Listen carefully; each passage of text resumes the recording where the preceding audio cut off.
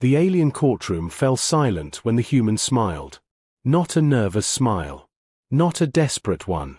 A calm, almost gentle smile, completely wrong for a man standing alone before an empire that erased civilizations without apology. Everyone expected him to beg. Instead, he spoke 4 quiet words that no one was ready for. The chamber floated at the heart of the Varelian flagship, a massive ring of black crystal and living metal suspended above a glowing star map. Thousands of alien eyes watched from elevated platforms, their shapes and colors reflecting species that had conquered entire sectors of space. At the center stood a single human, wrists bound by a humming restraint field, clothes torn from battle and capture. His name was Ethan Cole. A technician by trade. A nobody by galactic standards. The last survivor of a failed human envoy. Across from him sat High Matriarch Kalith, ruler judge of the Varelians. Her kind were feared across the stars, not for cruelty alone, but for cold logic. They believed emotion was weakness, and humans were considered dangerously unstable because of it. Kalith rose slowly from her throne, her tall form unfolding like a blade drawn from a sheath. Her skin shimmered with deep violet patterns that shifted with her thoughts. Her eyes, large, luminous, and ancient, fixed on Ethan with clinical interest. "Human," she said, her voice resonating directly inside every mind present. "Your species violated restricted space, resisted lawful capture, and caused the destruction of 3 Varelian vessels." Ethan swallowed, but kept his shoulders straight. "Under our law," Kalith continued, "you are to be erased. Not imprisoned. Not studied. Erased." A ripple of approval passed through the chamber. Humans always screamed at this point. Or cursed. Or tried to bargain with information they didn't have. Ethan didn't. He looked up at her face, not at the guards, not at the weapons, not at the star map of human colonies already marked for review. He looked at her. Kalith paused. That alone was unusual. Her species avoided eye contact unless asserting dominance. Humans stared, watched, read faces in ways Varelians found uncomfortable. "Do you have final words?" she asked. Ethan hesitated, then exhaled slowly, like someone choosing honesty over safety. "You probably won't believe this," he said, voice steady, "but you have beautiful eyes." The chamber reacted instantly. Weapons powered up. Guards surged forward. Several counselors recoiled as if struck. Kalith froze. Not in anger. In shock. No one, no being in over 6,000 cycles, had ever said that to her. Compliments in Varelian culture were not harmless. They were intimate. Dangerous.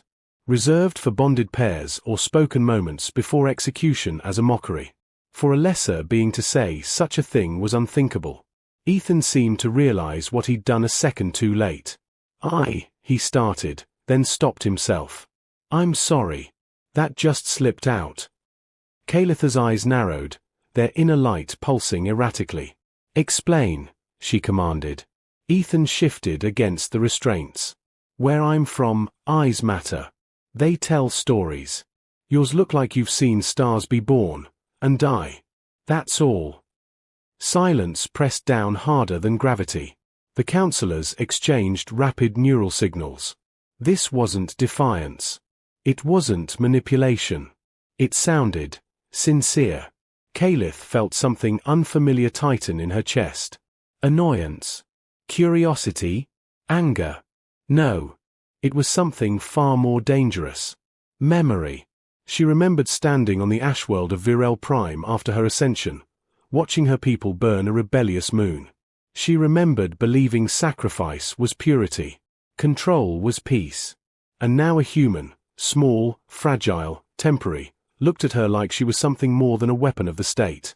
"You dare humanize me," she said quietly. Ethan shook his head. "No. I just saw you." That did it. The chamber erupted. "This is manipulation," one counselor projected. "Execute him immediately," another demanded. "Humans poison logic with sentiment." Kalith raised one hand. Instant silence. Her gaze never left Ethan.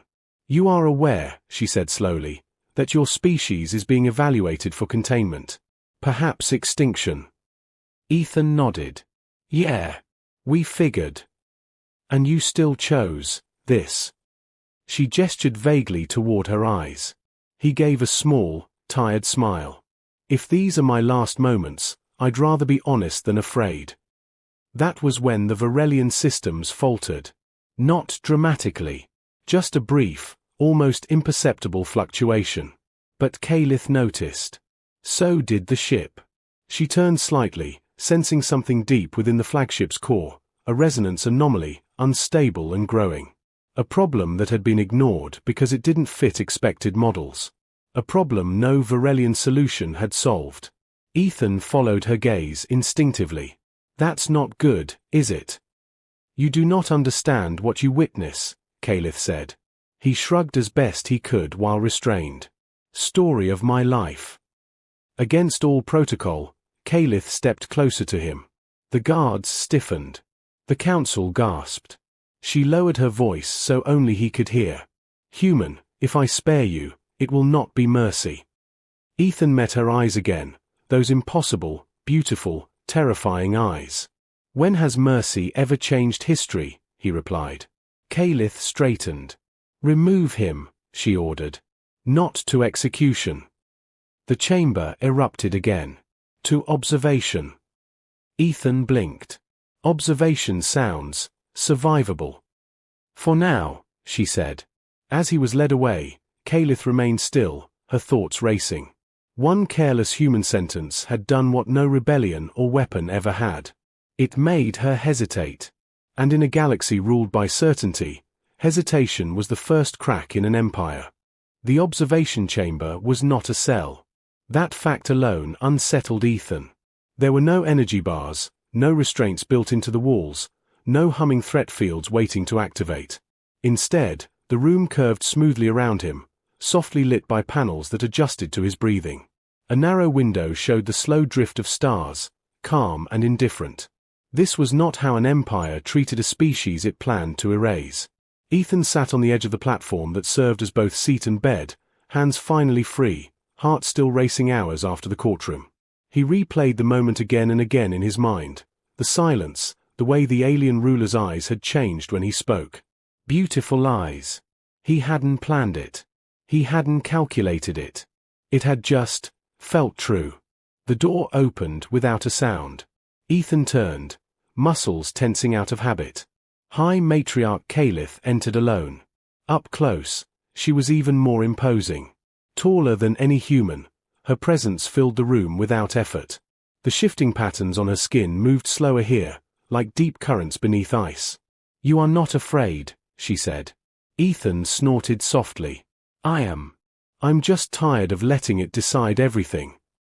Kalith studied him with the same intensity she once reserved for battlefield projections. Your fear response is controlled. Years of practice, he replied. Humans get good at surviving situations we shouldn't. She moved closer to the observation window, staring out at the stars. Do you know what you did in that chamber? I'm guessing complimenting a galactic executioner isn't standard procedure. Her eyes flicked toward him. Among my people, to speak of one's eyes is to acknowledge their inner self. Their burdens. Their doubts. It is intimate. Ethan winced. That explains the weapons. It also explains, Kalith continued, why the chamber reacted. Reacted how? Kalith hesitated. That hesitation alone told him everything. You felt something, he said carefully. She turned fully now, and for the first time, the High Matriarch did not look like a symbol of power. She looked like someone standing on unfamiliar ground. Our civilization was built on suppression of emotional impulse, she said. We believe clarity comes from detachment. Your words bypassed that doctrine entirely. Ethan leaned back, crossing his arms. Where I'm from, ignoring emotions usually makes them explode later. An inefficient system, she said automatically. Maybe, he agreed. But it's honest. Silence stretched between them, not tense, but searching. Kalith activated a holo panel with a gesture. A rotating projection appeared between them, the heart of the Varelian flagship. At its center, a violent distortion twisted space inward, unstable and growing. "The anomaly you sensed earlier," she said. "Our engineers call it a containment fracture. It will collapse within cycles." "And that's bad," Ethan said. "It will annihilate this ship," she replied, "and everything within several thousand kilometers." Ethan blinked. "Including your fleet?" "Yes." "And you haven't fixed it?" Kalitha's jaw tightened. "We have tried every known solution. Varelian logic demands precision, not improvisation. The anomaly does not respond to precision." Ethan rubbed his chin. "Let me guess. It responds to chaos." She frowned. "Explain." "Humans don't solve problems the same way twice," he said. "Sometimes we don't even solve them the right way. We just find a way that works long enough to survive." "You are suggesting disorder." "I'm suggesting creativity." Kalith studied him like a puzzle that refused to sit still. "You are not a scientist." "No," Ethan said. "I fix broken things in the field. Ships. Power grids. Life support. When you don't have time for perfect answers, you make bold ones." Her eyes narrowed. "And you believe this makes you valuable?" He shrugged. "You kept me alive. That means part of you already does." That struck deeper than she expected. Across the ship, alarms pulsed softly, low priority warnings that had been repeating for days, ignored because Varelian models predicted stability. Those models were wrong. Kalith turned back to the projection. "If you assist us, you will be cooperating with the very empire that intends to judge your species." Ethan stood slowly. "If I don't assist, everyone here dies, including me. Humans are practical like that." She watched him carefully. "You would help us, knowing humanity may still face extinction." Ethan met her gaze. "Humans don't measure worth by outcomes alone. Sometimes doing the right thing is the point." That answer unsettled her more than rebellion ever had. Varelians believed morality was a tool. Humans treated it like an instinct. Kalith deactivated the projection. "You will be taken to the core chamber." Ethan's eyebrows rose. "Just like that?" "You will be monitored," she added sharply. "And if you attempt deception—" "I know," he said gently. "Erased." As they walked through the corridors together, crew members froze at the sight. A human walking beside the High Matriarch, unchained, unbroken. Whispers rippled through neural channels. Why is it alive? Why is she listening? Why does it walk as if it belongs? Ethan noticed. "Your people don't like this." "They do not understand it," Kalith replied. "Neither do you," he said. She didn't deny it. They reached the core chamber, a vast spherical space where reality bent visibly, the anomaly pulsing like a wounded star. Energy screamed silently against containment fields already failing. Ethan stared, or mixing with dread. "Yeah, that's a mess." Kalith watched him closely. "Can you help us?" He took a slow breath. "I can try." "For a human," she said, "trying often seems indistinguishable from defiance." Ethan smiled faintly. "That's because defiance is how we survive." As the anomaly flared brighter, Kalith felt something shift again, not just in the ship, but within herself. She had spared him out of curiosity. Now, the fate of her empire might rest on a human instinct she didn't fully understand. And somewhere deep within the flagship, the first Varelian models began to fail, not because of error, but because they had never accounted for hope. The core chamber felt alive. Not in the way machines were alive, predictable, obedient, but in a way that reminded Ethan of storms on Earth. Chaotic, powerful, uncaring about who stood too close. The anomaly twisted at the center of the chamber, a rip in space that bent light and time into something painful to look at. Varelian engineers stood at their stations in perfect formation, hands moving with mechanical precision, eyes locked on data streams that made little sense anymore. They were losing. Ethan could feel it. "You see," one of the engineers projected toward Kalith. The containment values fluctuate beyond acceptable margins. The models no longer converge. Kalith stood still, her posture rigid. Continue stabilization. We are trying, another replied, frustration leaking into its neural tone. Logic offers no further solution. That was when Ethan stepped forward. Not dramatically. Not confidently. Just, honestly. Can I ask something? He said. Every Varelian in the chamber stiffened. Kalith turned her head slightly. Speak. Has anyone tried letting it move? The room went silent. One engineer turned slowly. That is nonsense. Ethan nodded. Yeah. That's what people usually say right before humans fix things. He walked closer to the observation barrier, studying the anomaly like a mechanic listening to a broken engine. You're trying to force it into balance. But it's not a stable system. It's dynamic. You suggest abandoning control, an engineer snapped. I suggest changing control, Ethan replied. On Earth, when rivers flood, we don't just build higher walls. Sometimes we redirect the flow. Kalith's eyes narrowed. Redirect, space-time. Ethan exhaled. You already bend it. You just don't dance with it. That word, dance, made several Varelians recoil. Emotion-laced language. Imprecise. Dangerous. And yet, the anomaly pulsed again, stronger than before. Warning glyphs flashed across the chamber. Containment failure imminent. Kalith made a decision.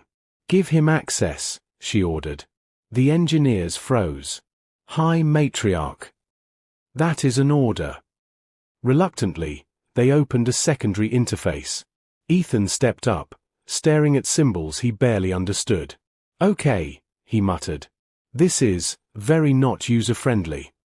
Kalith watched closely. You do not understand our systems. No, Ethan said. But systems are systems. They always have pressure points. He adjusted a control. Too fast, too bold. Alarms screamed. Several engineers cried out in alarm. You are destabilizing it. On purpose, Ethan replied. Trust me. Kalith felt her people's fear spike through the neural field. This was madness. Human madness. And yet, the anomaly shifted. Not larger. Not smaller. Different. Its violent pull softened, oscillating instead of tearing. Ethan grinned. There. It's breathing. It does not breathe, an engineer snapped. Tell that to your readings, Ethan shot back. The data streams began to stabilize. Slowly. Unevenly. But undeniably. Kalith felt something crack, not in the ship, but in the certainty she'd carried her entire life. Humans did not conquer through superior technology. They survived through adaptation. Why does this work? She asked quietly. Ethan didn't stop moving. Because we accept that perfection is a lie. We build things knowing they'll break, and we plan to be there when they do. A deep tremor ran through the chamber. The anomaly shrank slightly, its edges smoothing like a storm losing strength.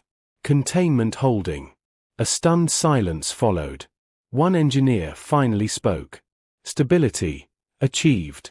Not within predicted parameters, but stable. Kalith looked at Ethan as if seeing him for the first time. You acted without certainty, she said. He shrugged. Certainty is overrated. Across the ship, emergency alerts downgraded. Crew members stared at their consoles in disbelief. A problem unsolved for cycles, eased by human improvisation. Word spread fast. The human fixed it. The human didn't follow logic. The human was right. Ethan stepped back, suddenly aware of how many eyes were on him. So, am I still scheduled for erasure? Kalith almost smiled. Not today. She dismissed the engineers and motioned for Ethan to follow her to a quieter platform overlooking the stars. You risked everything, she said, for a species that may never repay you. Ethan leaned against the railing. Humans don't do good things because they're guaranteed a reward. We do them because, Someone has to. Calith studied him. Your people are dangerous. Yeah, he agreed. We know. For the first time, she continued, I wonder if danger and hope are not opposites. Ethan looked at her, surprised by the softness in her tone. You ever think your empire's biggest weakness isn't emotion, but fear of it? Her eyes dimmed slightly. Perhaps. Silence settled between them, comfortable this time. Beyond the glass, stars drifted peacefully, unaware that an empire had just been saved by a man who spoke from instinct instead of doctrine. Calith turned to him. The council will demand answers. They will not accept this easily. Ethan straightened. Then maybe it's time someone challenged them. Her gaze sharpened.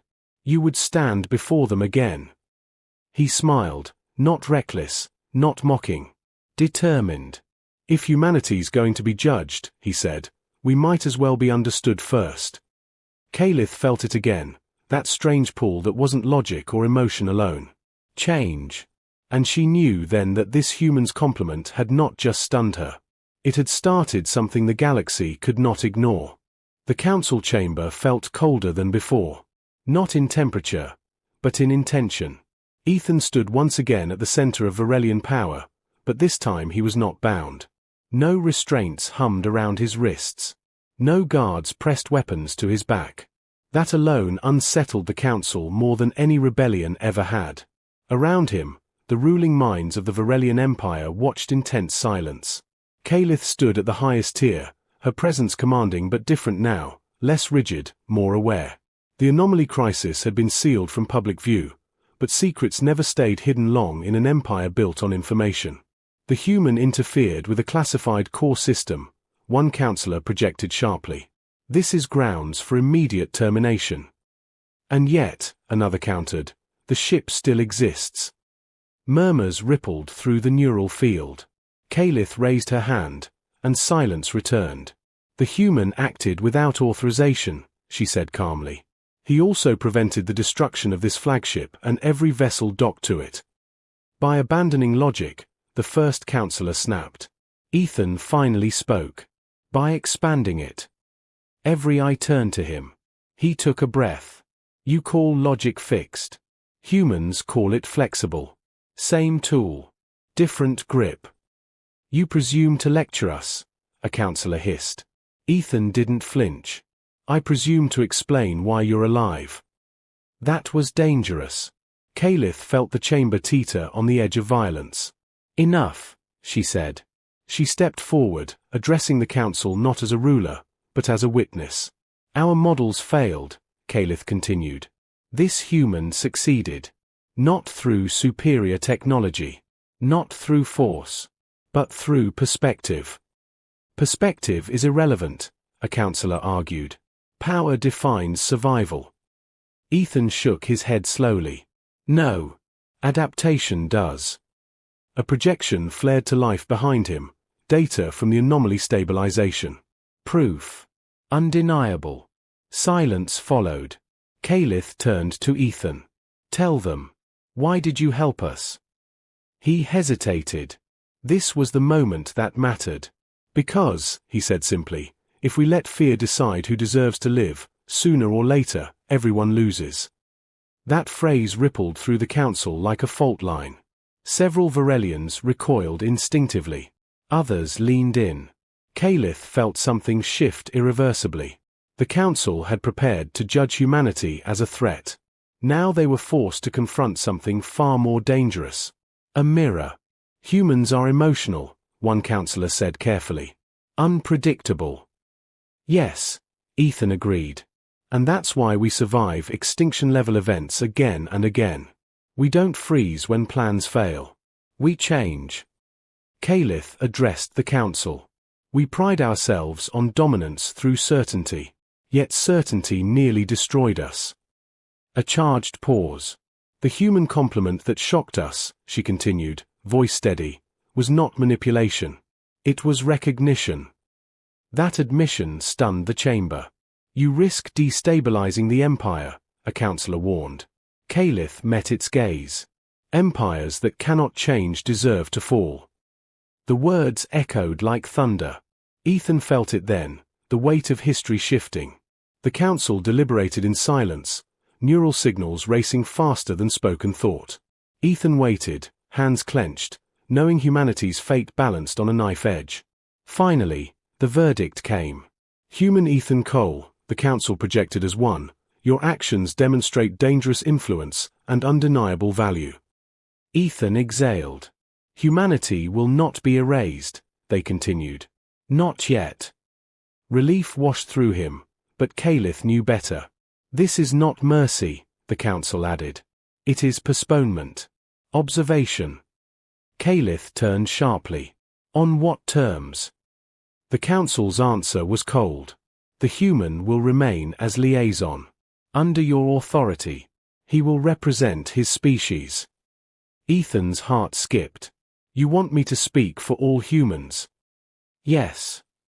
Calith felt the enormity of it. A single human. Chosen not by power, but by humanity itself. Ethan looked at her, searching her expression. She nodded once. He turned back to the council. Then here's my first statement. They waited. Humans aren't perfect. We mess up. We fight.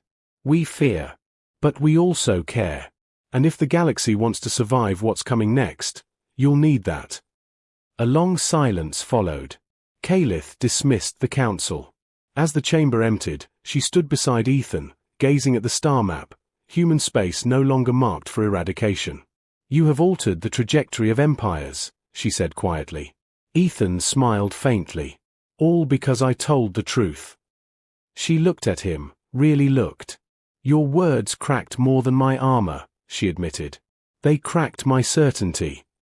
Beyond the chamber, alarms faded. Fleets repositioned. Plans were rewritten. Change had begun. And for the first time in Varelian history, it did not come from conquest.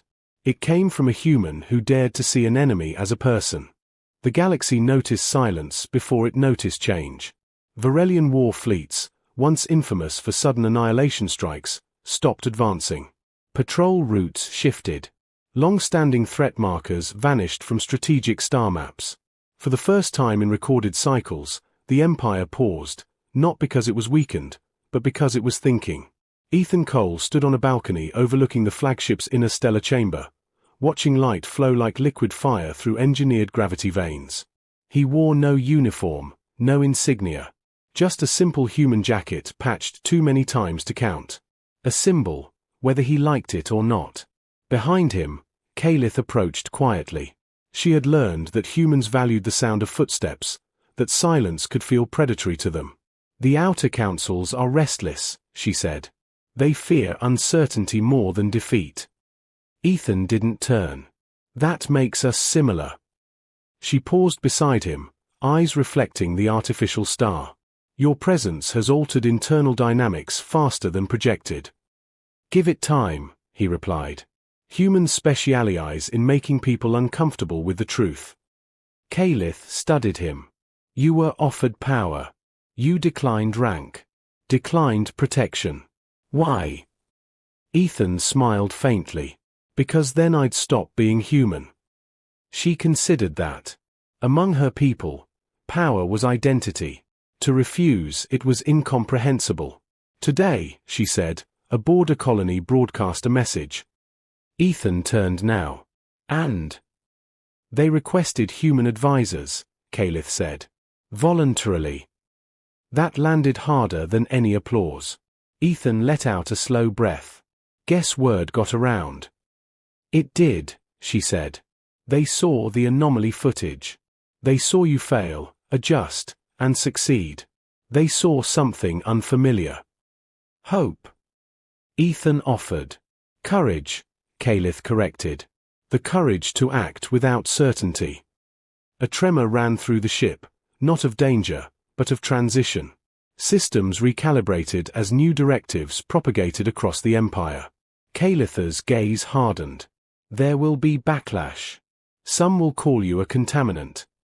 Humans get called worse before breakfast, Ethan said. What matters is what comes after. She looked at him for a long moment. You once said my eyes told stories. They still do, he said gently. What do they say now? He searched her expression, not for dominance, not for fear. They say you're choosing a harder path. Calith nodded. Hard paths reshape civilizations. The council reconvened not to judge, but to listen. Delegations arrived from species long suppressed by Varelian expansion. For the first time, humans were not pleading for survival. They were being asked how they endured. Ethan spoke plainly. He spoke of rebuilding cities after storms, of sharing food during scarcity, of laughing in the face of impossible odds, not because it made sense, but because it kept people moving forward. The galaxy listened. Not because he was powerful, but because he was honest. Weeks later, Calith stood before a new charter, one that redefined strength not as control, but as resilience. Not as domination, but as adaptation. She signed it with a steady hand.